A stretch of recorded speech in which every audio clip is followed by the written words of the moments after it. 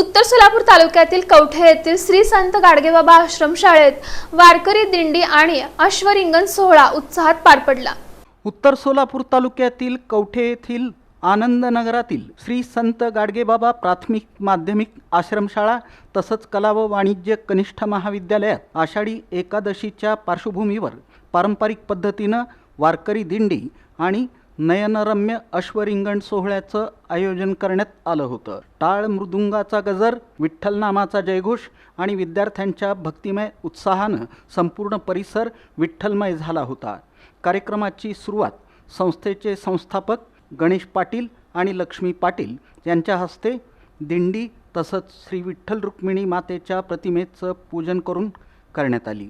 या प्रसंगी संस्थेचे सर्व विश्वस्त पदाधिकारी, प्राथमिक आणि माध्यमिक विभागाचे मुख्याध्यापक, शिक्षक, शिक्षकेतर कर्मचारी, विद्यार्थी आणि गावकरी मंडळी मोठ्या संख्येनं उपस्थित होती।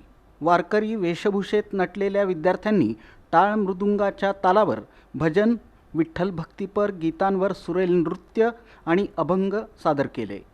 कार्यक्रमाचं मुख्य आकर्षण ठरलं ते म्हणजे अश्वरिंगण सोहळा।